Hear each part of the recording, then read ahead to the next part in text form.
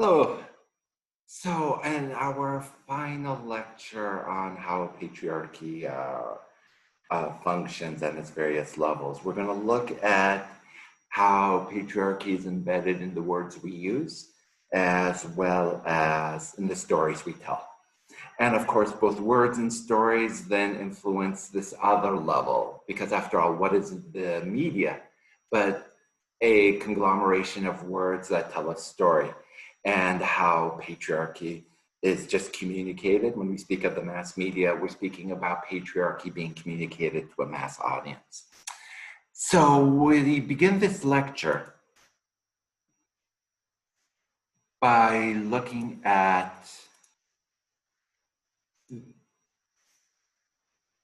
what I characterize as linguistic and narrative patriarchy. So here we are on 3 and 4, and then we will get into number 5. And we start with a definition provided by the United Nations. Language is a tool. Poets and propaganda know this. And of course, now we're going to be focusing on one particular victim, one particular subset of victims of this kind of language, and that's, of course, women. Look how even when we talk about narrative linguistics, remember not all linguistics and narratives are just based on words. An image like this communicates a fair deal about the construction of gender. The girls' room, quote unquote, is that where people who wear skirts and have braids go to, and if somebody can lift them, pump iron, there's the other room for you. And if you're curious, what does a men's room look like? Just so you guys, if you're just curious women, this is apparently what a men's room looks like at one particular, I assume it's a nightclub. So a card like this more or less is embedded with linguistic patriarchy. The words we use, such as slut, okay? Let us think about this. Think of what does the word slut connotate? Okay? What is the male equivalent of a slut? And often it would be a term such as a player. Now notice the difference, right? A player is what? Somebody who plays. What? A game. And wins. What? A variety or multitude of women.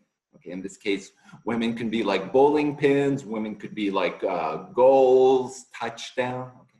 A woman is not described as a player, though. If a woman partakes in the same act, she is considered a slut. Look at this following map, which is laying out the various area codes in which Ludicrous claims to have hoes. Now, if we think about a comparison, let's say a female had a similar song. In other words, there's no kind of term to ridicule or diminish Ludicrous for having hoes from coast to coast across time zones, right? Now, let's just take the example of, I don't know, any female artist would do. Let's just take pick Adele. What if Adele's newest hit was I have a cock on every city block? What would the immediate reaction be? What would Adele be called? Well, she would be called that previous term. She would be called a slut, a skank, or you name it, okay? And that double standard, that's what patriarchy is. Patriarchy is just a system of, it's a system that constructs reality. Okay. And that kind of double standard that I described to you, that is one of the ways patriarchy is lived. Okay. It's that what is expected of women is completely different than the expectations of men.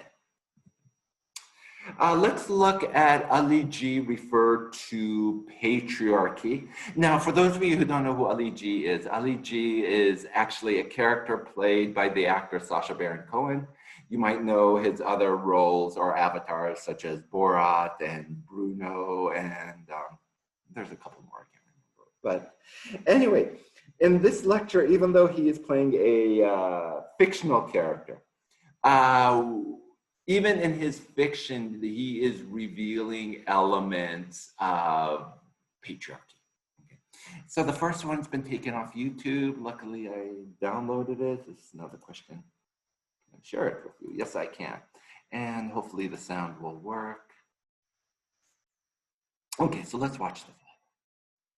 Check this out, yo. I is here with my main woman, Naomi Wolf.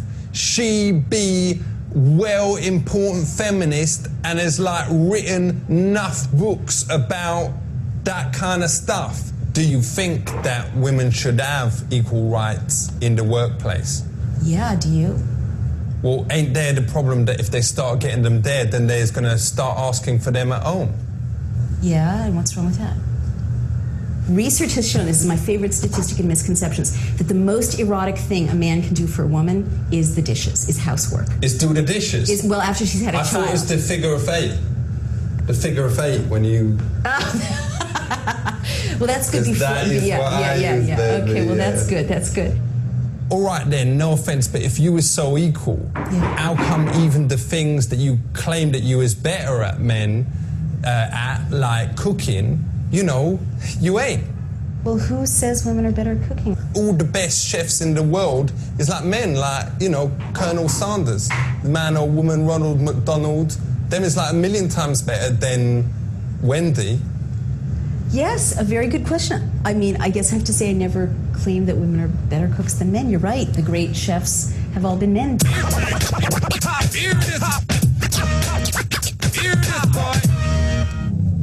Do you reckon now that women has got more job opportunities than men?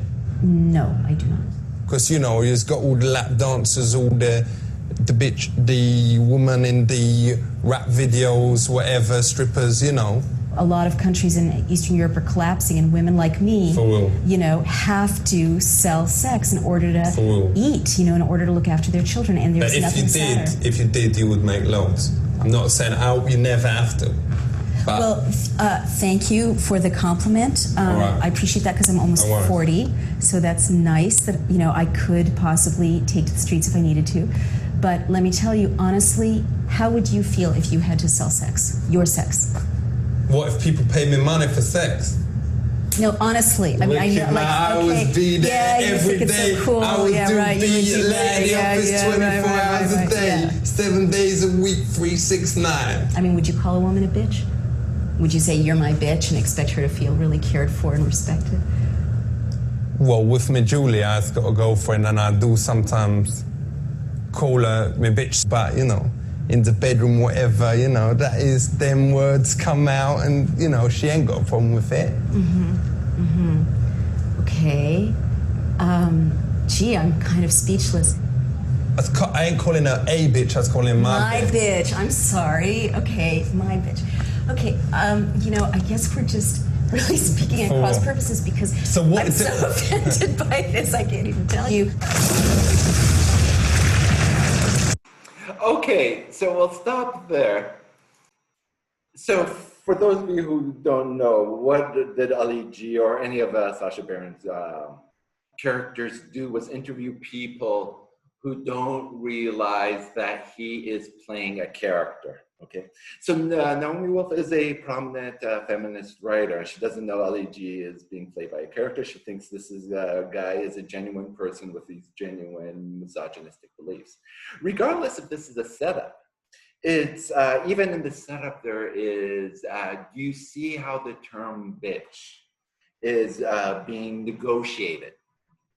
Even Ali G as kind of this faux or fake misogynistic character saying it's okay because I'm calling her my bitch. Nonetheless, what is that? What level of patriarchy is Naomi Wolf taking offense at? It's the use of linguistic patriarchy, or the terms, the words we use, and what they connotate and what they justify. Words matter, in other words. Okay, I'm going to now show you a second Ali G video, and again, it's now following the same kind of stream of thought.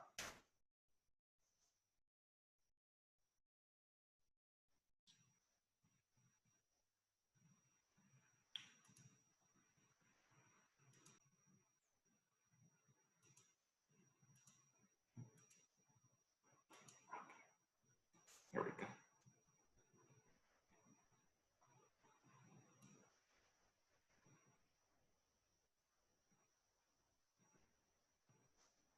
Okay.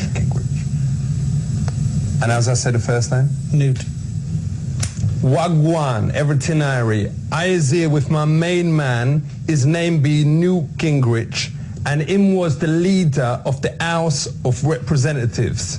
Is that right? Yes. What policies was you famous for introducing?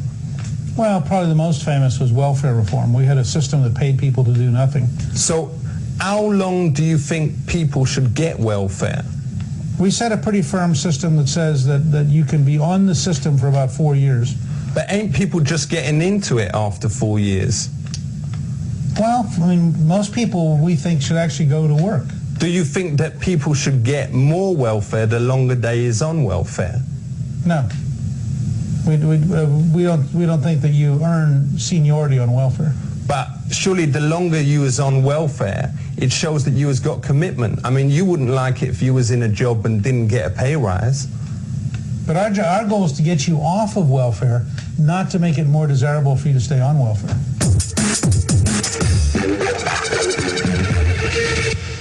Do you think dads should be forced to pay for their kids? Yes.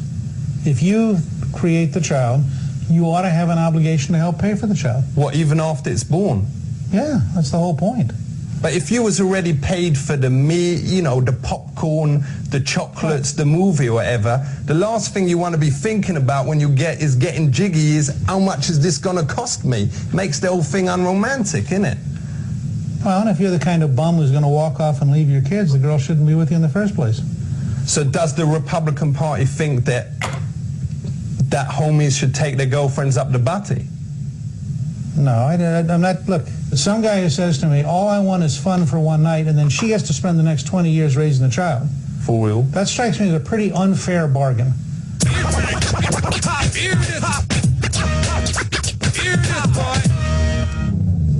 Do you think a woman will ever be president? Absolutely. Ain't there a problem that if there is a woman president, they're going to spend all their time on facials, shopping, and getting new shoes? I think if you said that to most women who could be president, you'd be surprised how tough they are. But ain't you worried that the whole cabinet would be like Brad Pitt on Defense and George Clooney on Elf, you know, because him from ER, you know, and you've just got like all these other good-looking geezers and King Dong in the background. We've already been through it before. I mean, as I said, Margaret Thatcher was probably one of the 3 best prime ministers of the 20th century. But wouldn't there be a danger that they'd like fall in love with someone bad like Saddam Hussein? No more than there is for a man. Yeah, but women, they love bastards. I don't have any. I think that's just. I think that's a stereotype. I don't think. No, but I know from me experience, the worse you treat them, the more they want you. And he could be like doing bad things to the US all the time, and shit. It would just get more and more horny. I don't think that kind of woman would get to be president any more than some guy who's easy to push around. People who get pushed around easily don't get to be president. But ain't there the problem that if he declares war, she'll just start crying and everything? The kind of woman who would rise to be president, I think, would be very comfortable saying, if you really want to fight, we'll do what it takes. But not if she was in love with him. Well, treat him rough, you get your muff. That's what they say on the street. I think whoever you dated is probably different than the kind of people who get to be president. Yo, so big it up. You has heard none of. Okay, there are so many levels of patriarchy there. Where do we begin? So again, even though Ali G is a fictional character, Newt Gingrich is having a real conversation, and Ali G is only representing sentiments that are in fact out there. Okay. So first of all, what they're talking about, even though it's in this lecture, they're talking about patriarchy of the state. Okay? And in other words, can a woman become president? Now keep in mind, this was before Hillary Clinton even ran for president. This was as far back as the 90s when Saddam Hussein was still the leader of Iraq. And even in this interview, even though it's fake, it set up a lot of the issues that Hillary Clinton had to deal with when she was running for president.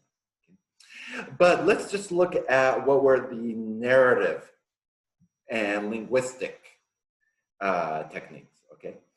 First of all, what did Newt Gingrich say? I bet you if a woman can be president, she could be tough.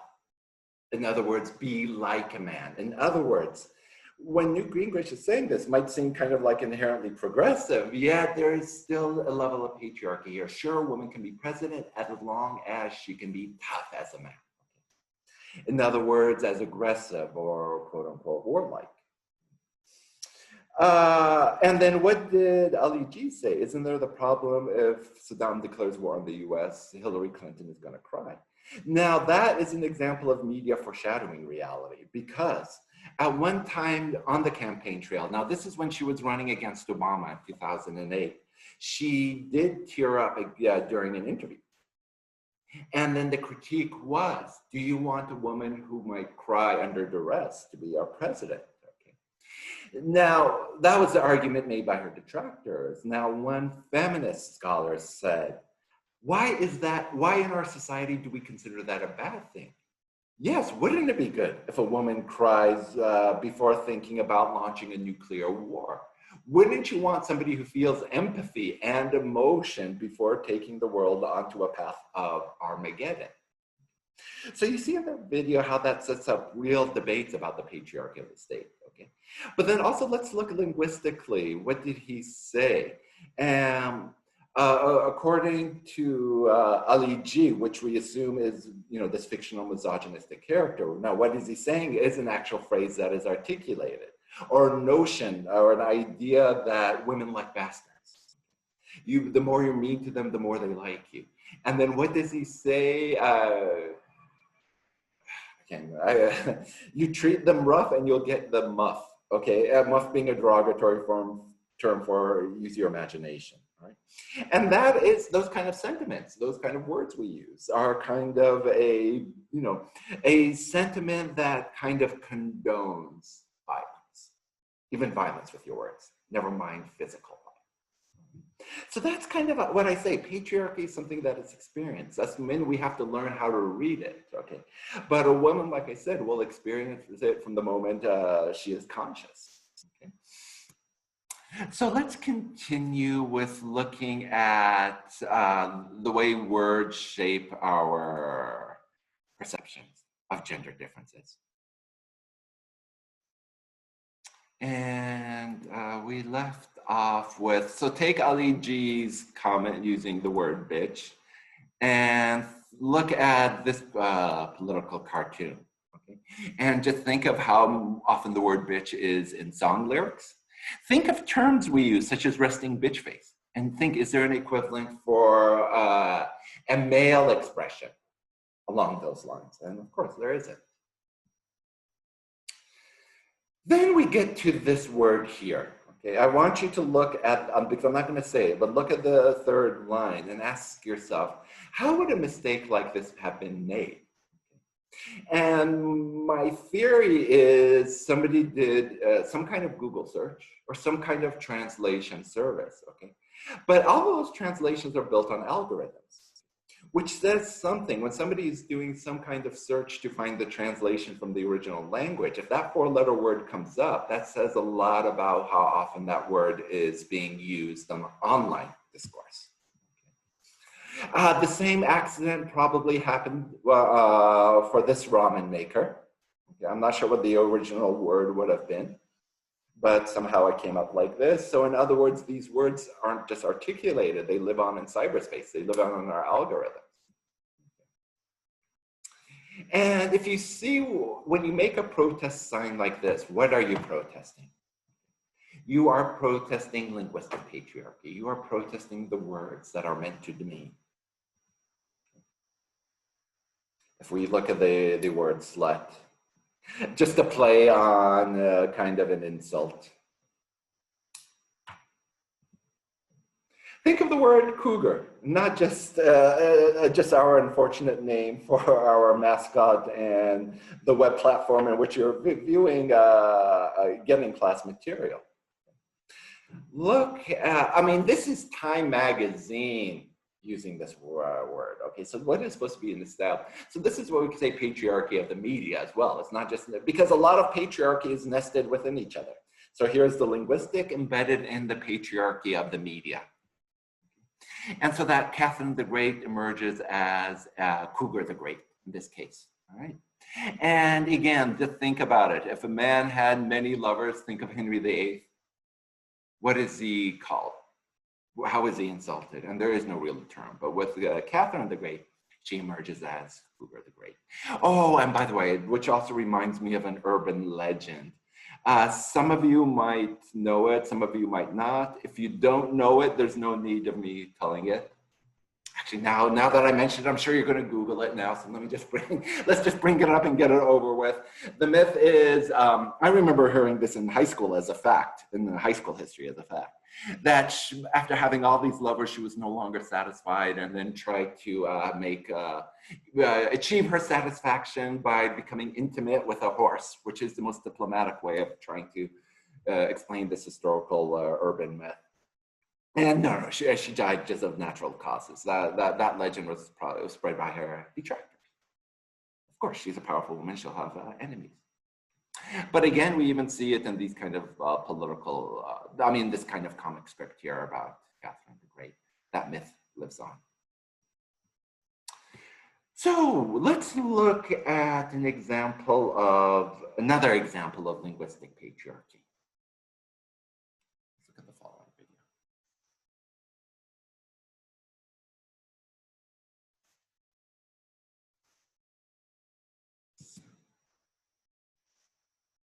Okay, so watch the following. And then see what's the point of me showing you this.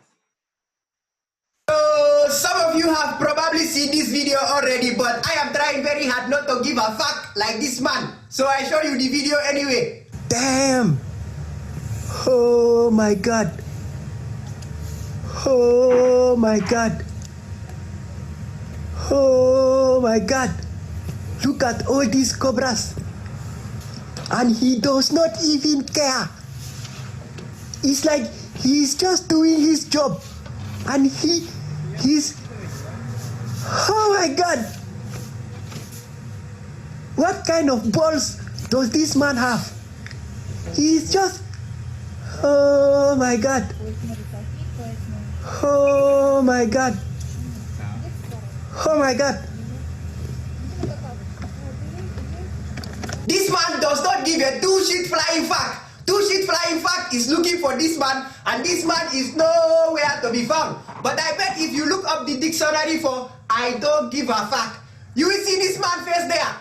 This man does not give a fuck. It's like God created this man on a busy day and he forgot to put fear in his heart. There is no fear in this man's heart, only blood. This man has the biggest balls ever, not like human balls. I bet he has like big, gigantic, invincible dinosaur balls in his pants. They are invincible, that's why you cannot see them. You people think I don't give a fuck. This man does not even know what fuck means.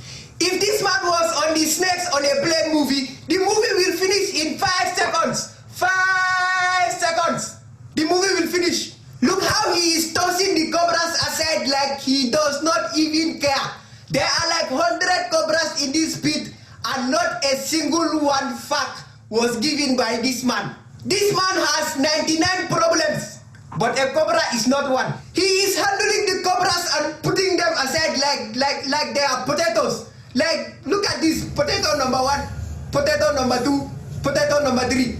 Imagine this guy going on a date with a girl and the girl is like, so what do you do for living? And he's like, I toss cobras aside. How fucking awesome is that answer? This man's heart is made out of concrete. The guy has balls, man. He's not even showing any sign of fear. He even faces the cobras like there's nothing happening. Look at this. Oh shit. Oh shit. Oh my fucking god. Oh my fucking god. Did you see that? The cobras nearly fucked up his face. His face was facing the cobras like this. They nearly fucked it up. This guy is fucking insane. And look at the cobras just standing there like, don't touch me, man. Don't fuck with me, man. Don't touch my sister. Why you have to touch my uncle? leave my cousin alone before I fuck you up. And this man still don't care. And how the fuck is he going to get out of that pit without like stepping on a cobra or something? I am such a complete vagina that no amount of money will ever make me do this job. Fuck that shit. I have big balls, but they are not this fucking big. No fucking way. This shit is bananas. This is some banana shit going on right there. I will never ever go near this shit. This is bananas. Some banana shit right there. Fuck this shit. But yeah, the man has big balls. I will give him that. You take your balls and go. I don't want them. Bye-bye. Okay, so this video, just look at it. It's 3 minutes and 51 seconds long. Over the span of 3 minutes and 51 seconds, how did this person on the video use a particular word, a metaphor, to communicate bravery? And you got it. He said it 8 times. Balls. 8 times balls. 16 in total. All right. Now, when he said, I do not have the courage to do the job that this man does, what did he say? I am such a complete vagina. Now, patriarchy would dictate the words we use. How is it that balls got associated with bravery and vagina with cowardice? Now, if you think logically, just from a biological perspective, will a man ever know the pain of childbirth? No. In theory, given the pain a woman endures during childbirth, shouldn't the vagina be the symbol of bravery? In other words, during Private Ryan, when the first man, kind of crosses the beach, on Normandy Beach, shouldn't the characters in that film be saying, look at that guy's great vagina? There it should have been, yeah. Actually, I always say this story. One of my students did mention once, in fact, that a man does know the pain of childbirth. And I remember asking, how could that be possible? And he goes, yeah, Prof. Whenever you're kicked in your balls, for a brief moment, you will feel the pain of the same pain a woman feels during childbirth. And I was like, okay, point taken, but will you ever, in a man's life, will you ever be kicked in your balls for 8 hours straight while a football comes out of your penis? And of course not. A man will never feel an equivalent pain. But and you might say, okay, fine, that's just in English, right? Maybe what you're saying is in English, but no. This notion of balls equating courage. Let's look at other examples that demonstrates just not an English phenomena. The patriarchy, crosses over languages. Here, look at the following. Okay, in the following, right? Look how in Spanish, how cojones, right? To be brave means you have 2 cojones. Okay? To be scared means you are without them. If you're bravely, you're without them, cowardly without, okay?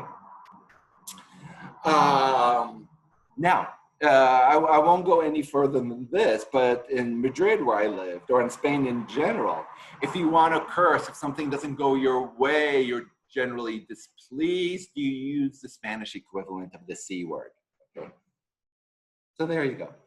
So here we just see it in the examples of, how are these spies brave? Well, there's more braver than James Bond because they have bigger, what? Whereas in this same, let's then look at that other word, because even a word like this has a history. It was, you'd be surprised, yeah?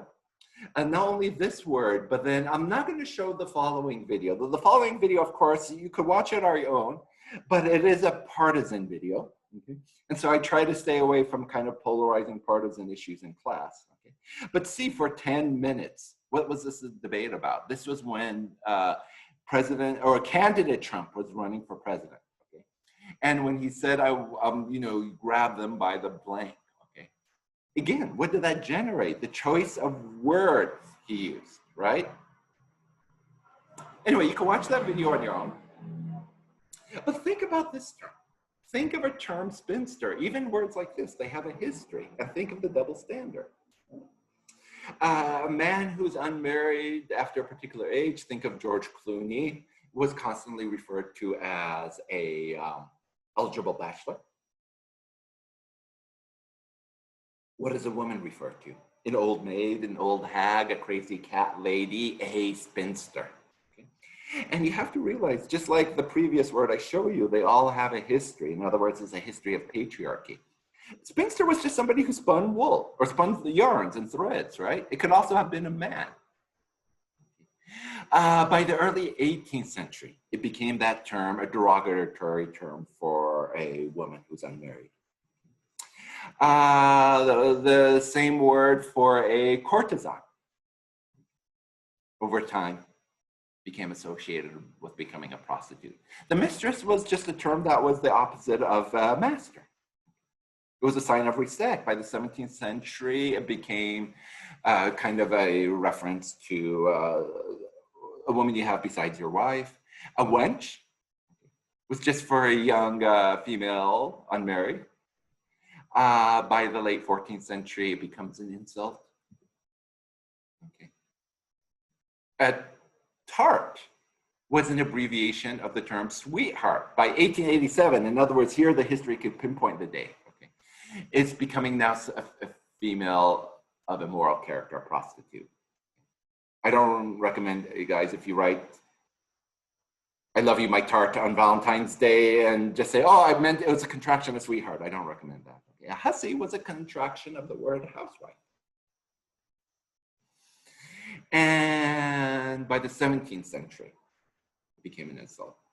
By the way, other words you might realize, a bride in Old English was just simply the word for a cook. In other words, when if you were a man and got married, and somebody congratulated you for getting a new bride, it was, congratulations on your new cook. And the madame, again, like a mistress, the equivalent of sir. But then you see historically, and so what are we seeing as a pattern? It becomes an insult, okay? And speaking of even the scientific or more proper term for this word, what does a vagina literally mean? It was a Latin term, of course, developed by men. The vagina was where a Roman took his gladio, where we get the word gladiator, the short sword. What was the vagina? The sheath in which he put the gladio in. And, sorry, that was an unfortunate gesture. But yeah, the sword in which is the sheath. The sheath itself was known as the vagina. In other words, you see the mentality there. What is a vagina? The place where the man puts his gladio or sword. That's all linguistic patriarchy, the words we use. And then if we do a comparison, notice this, if I put them side by side, how the entire male category compared to the female category, the entire female category has negative connotations, not the male category. Look at this cartoon here. Notice there's no word for a male prostitute per se.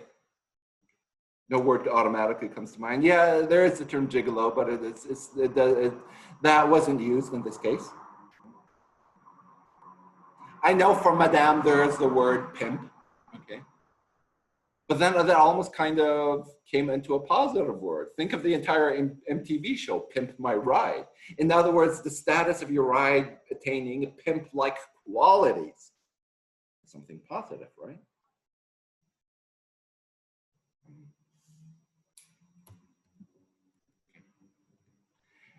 Yeah, so there are no equivalents, right? And so, yes, look at all these terms, whore. You have to create a new word, man whore. Barney Stinson on How I Met Your Mother, in one episode, before he got the woman, she said, I heard you're a man whore, and thus I want to sleep with you. Cougar, again, no equivalent of a cougar. A tramp stamp. What is the equivalent of a male tramp stamp? There isn't. The walk of shame. Okay. Referring, what is the male equivalent? Yeah, for men, they don't care. For them, it's a walk of fame. They're walking happy, giving somebody high fives and all that. Yeah, for them, it doesn't really matter. Right? And think of the term MILF. And in terms of history, I can give you the recent history of the term MILF. It was a term popularized by the film Apple Pie. I always make that mistake, American Pie. You know, if you've seen it, you know why I make that mistake.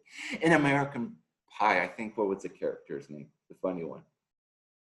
Anyway, his mom was known as a MILF. Now, what does a MILF suggest? Read between the lines. Despite the fact that she's had a variety of children, despite the fact that she is a mother, I would still ILF her. She is still ILF worthy. Now think, is there an equivalent for a DILF, right?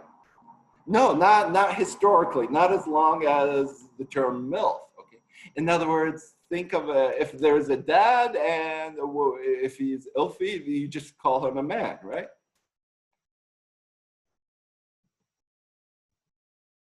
Narrative patriarchy is, you see, there's still these words we're using, but now you combine them into a story. You see, porn movies and Disney films both tell narratives, both tell a story, right?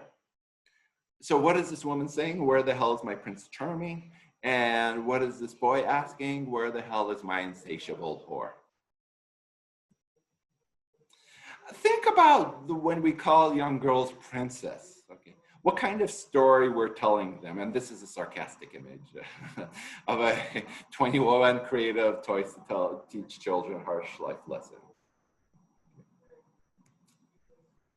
You see, yeah, little girls don't naturally want to play with pink dolls or a pink dress. We teach them. This is the construction of gender.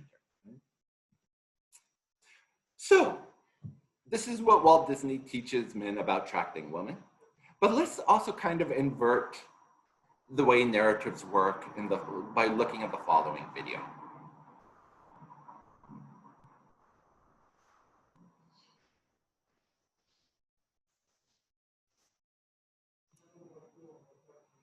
Cinderella were a guy. Once upon a time, there was a boy named Cinderfella. He lived with his evil stepfather and ugly stepbrothers. One day, his stepfather got an invitation.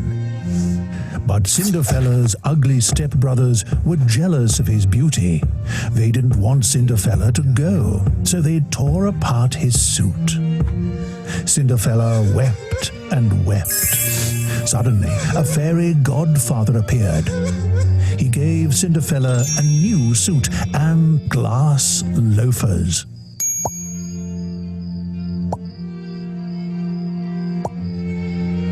When Cinderfella arrived at the ball, the princess asked him to dance.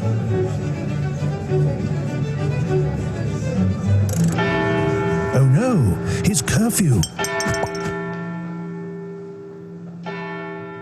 The next day, the princess sent her servant to search for Cinderfella. When Cinderfella tried the loafer on, it fit perfectly. So the princess married Cinderfella. And they lived happily ever...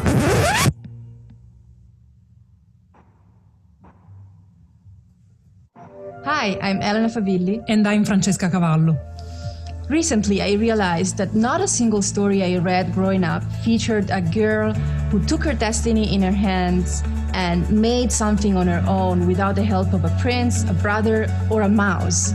By the time girls reach elementary school, they already have less confidence than boys. Why is that? They say that if you can see it, you can be it. But what happens when you never see someone like you making the headlines?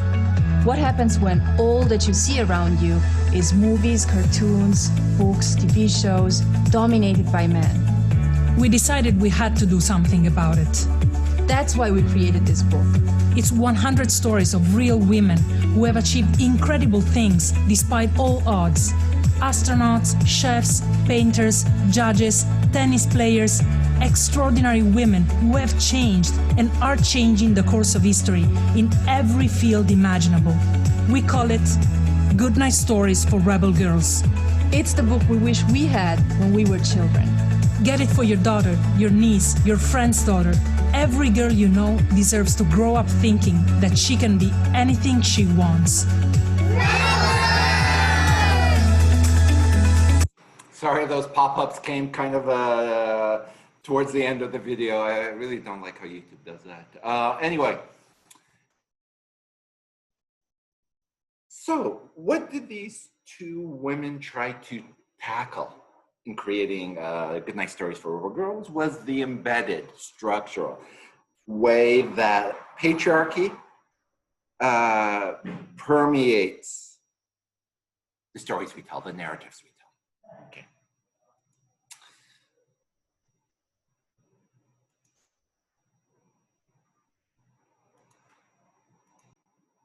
Let's look at other examples of kind of, now you might also be wondering why Disney usually has this kind of narrative structure. If you look at this letter from, to a Miss Mary Ford, even could a woman be involved in creating, let's say, Disney stories if she wanted to? No. Even there we see kind of a patriarchy embedded in the workplace, which I would categorize as societal.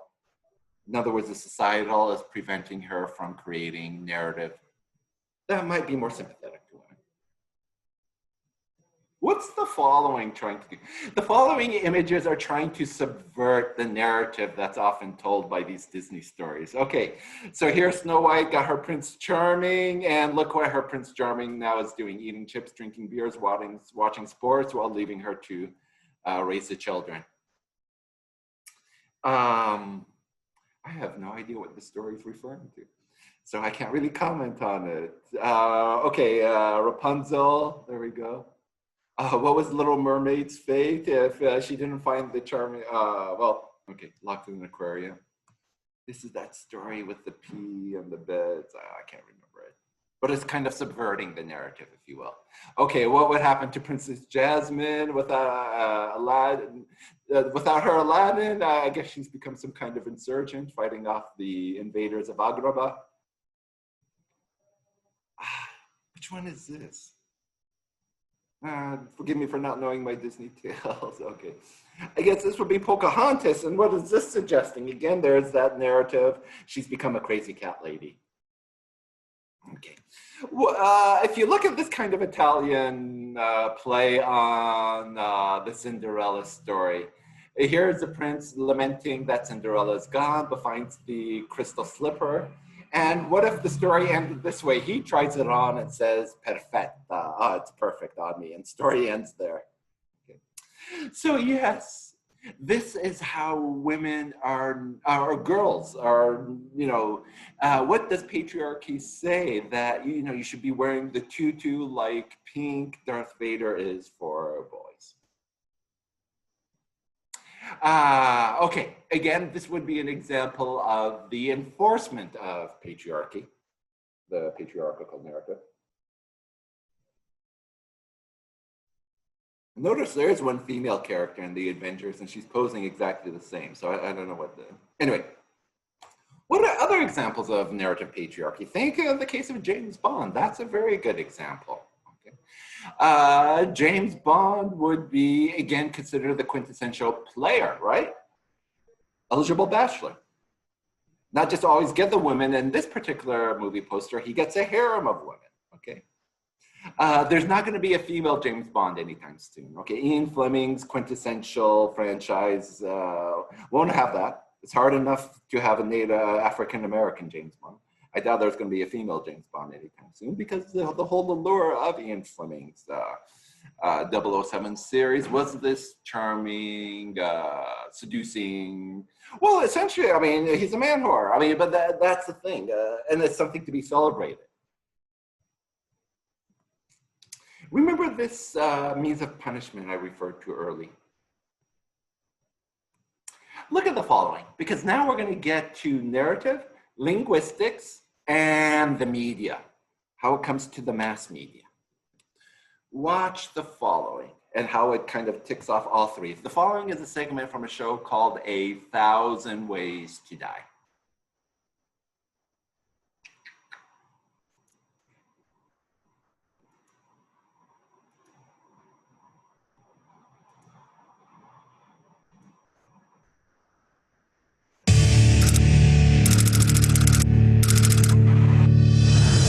In the 1500s, 1700s, Italy was no different than today.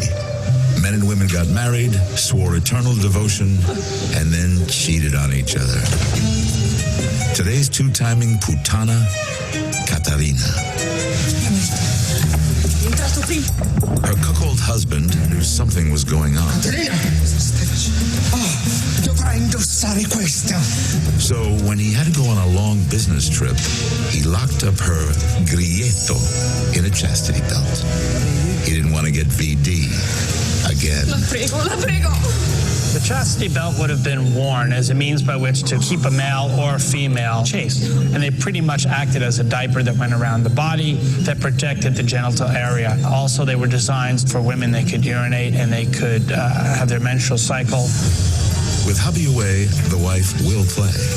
No, non posso. But her lover found Kat's kitty was under lock. And he had a key. Si firma.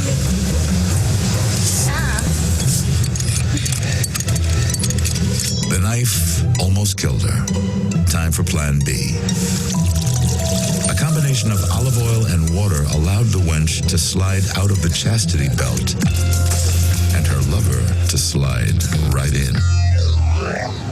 For the next few weeks, the cheaters went at it like conigli. Caterina, guarda, sono ritornato.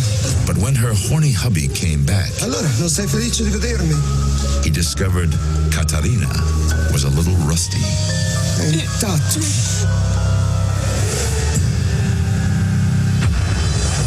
Water causes metal to rust, so every time this woman slid the chastity belt on and off, she made contact with the rusty edges. After contact with this rusty belt, the C. tetani spores were able to penetrate the skin. They produced the potent toxin tetanospasmin, which ultimately led to loss of motor neuron control. She experienced muscle spasms that led to larynx contraction that ultimately led to her death. There's a lesson here. Dovrai indossare questa. Whether it's the 14th century or the 21st, infidelity can get pretty messy. Caterina, guarda, sono ritornata. Caterina sei felice? Couldn't keep her legs shut. And now her mouth is forever.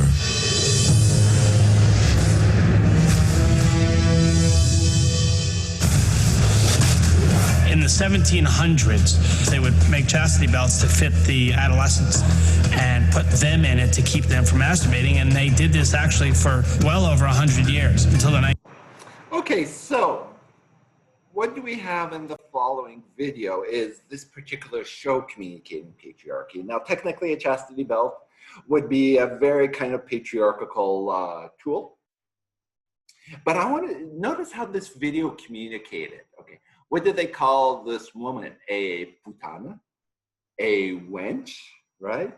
And then notice how they talk about her death. Look what the cheating woman got. She couldn't keep her legs shut, so now her mouth is shut. Most likely, I mean, this is a very male-centered way of telling a story about a woman's death, which we assume, I mean, this probably is loosely based on history, but that just gives you one of many examples, whether it's James Bond to a short clip on this TV show, of patriarchy embedded in the narratives we tell, particularly on the mass media.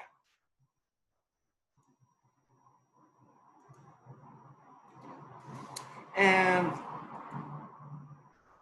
so, we are slowly working our way to applying all of this to the Middle East. But again, let's conclude this particular lecture with, again, that word that I referred to earlier. This is an example of patriarchy women face. And now just to show you how patriarchy is a continuum. You see, this is the subject we're going to be dealing with for the rest of the semester, the supposed oppression of women in Islam. But if you look at the person who created this and this entire lecture that I've been giving you, what am I trying to demonstrate is that patriarchy permeates the entire world, and its manifestations might differ according to cultural context, okay?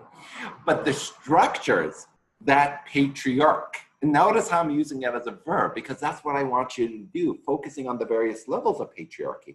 forces you to ask what active agent or institution is actually implementing or enforcing the patriarchy. Are they religious institutions, state institutions? If it's the state, which body, which politician? And then if we look, is it the words we use? What particular words? Who's using those words? Is it the stories we tell? Who is telling those stories? Is it the media spreading both words or stories? Which media are patriarching? So now let's, the remainder of this lecture is pretty straightforward. It's a collection over the years of advertisements that I have collected that shows patriarchy of the market. Okay.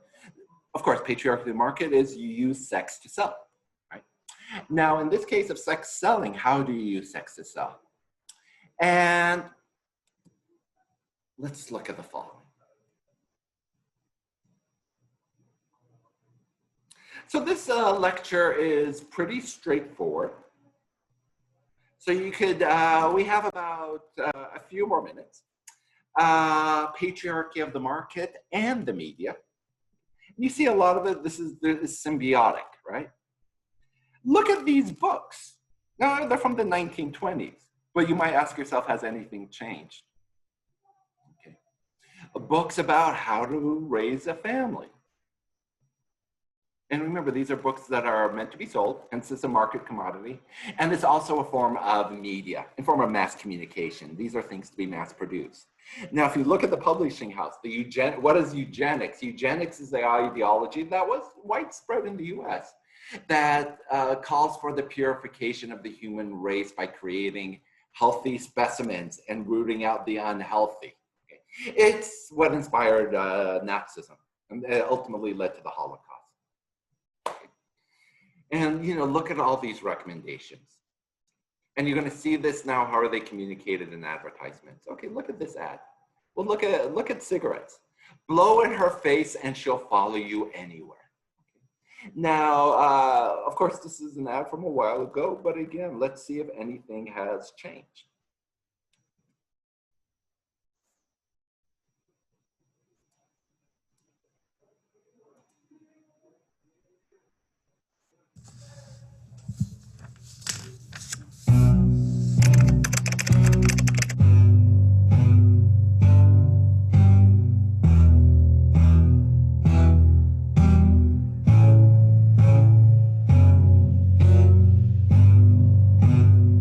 I love giving blowjobs to sandwiches. I love sacrificing my dignity for a drink. I love sleeping with guys that don't know my name. The pursuit of happiness, just as our forefathers wanted.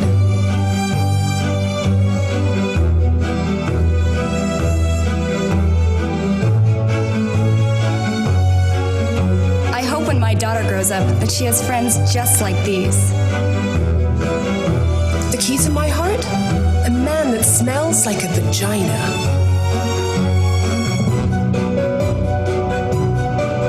I'd sell my body for a burger.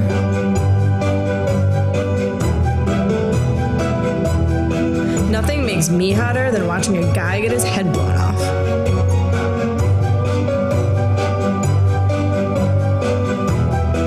Here for your entertainment. What goes great with this dish? My butt. Obviously, my cleavage can sell anything. When I reach into my designer handbag, you know I'm naked. This shirt looks too good for pants.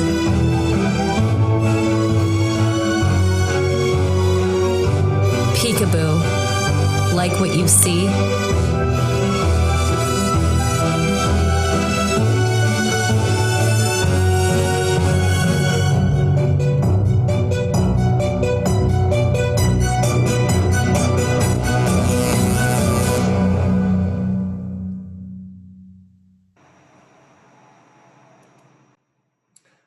So, let me turn off YouTube.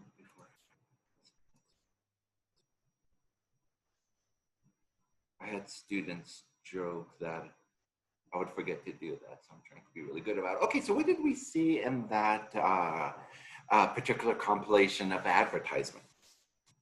And how do we explain this? Well, remember we talked about two forms of patriarchy. Patriarchy that is pre-modern and modern. So how do we theorize what we just saw in that kind of very powerful compilation is this. Capitalism is based on mass production. You mass produce products to be mass consumed. Fast food is just a mass production of food for mass consumption in a shorter amount of time. Basically, every single advertisement that we could consider very patriarchal, and one company that was notorious for producing patriarchal ads was the fast food outfit known as Carl's Jr. Okay, and so basically, you have the what is the structure here? Is you communicate patriarchy for the sake of selling hamburgers and whatever Carl's Jr. sells, right? So in other words, these kind of advertisements are very modern forms of patriarchy. They're patriarchy for the market of mass consumption. So in the following lecture, it's pretty straightforward, and this I'm gonna ask you if you could do it on your own. But let me just walk you through it, these ads are pretty self-explanatory. Look at how much patriarchy is embedded with smoking the cigarette. Appliances. At this particular ad for Listerine, you're not being able to find a husband because you have bad breath. Okay. Here we see the spinster, the old cat lady, so to speak. Feminine hygiene products, and you'd be probably surprised, Lysol was once sold as a feminine hygiene product. You know, the stuff you use to clean wooden tables, yeah? And then finally, a coffee ad that condones domestic violence. I mean, look at that. Look at these on your own. Pay attention to the font in these ads, okay? Because this poster that is calling for the stopping of rape is using this kind of very old-fashioned retrograde. And then we see ads.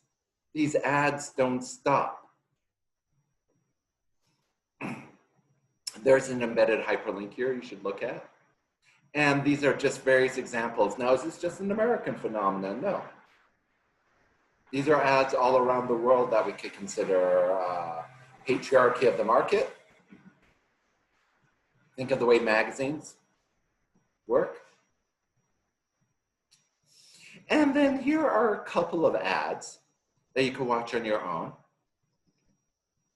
And then look at the Barbie doll. How the Barbie doll is an example of patriarchy of the market and what a realistic Barbie doll would actually look like. So go ahead, look at these on your own. That's me on campus for an event that was basically raising awareness of the Barbie doll, a Middle Eastern version of the Barbie doll, pens for women's, and then look at just some various songs that have various examples of patriarchy in it, okay? And then the final, what I give you here is just an overview, proper definitions, okay, of how patriarchy works. Okay? And so from this point onwards, we're going to start applying these frameworks to understand how patriarchy emerged in the Middle East and how it evolved. Thank you.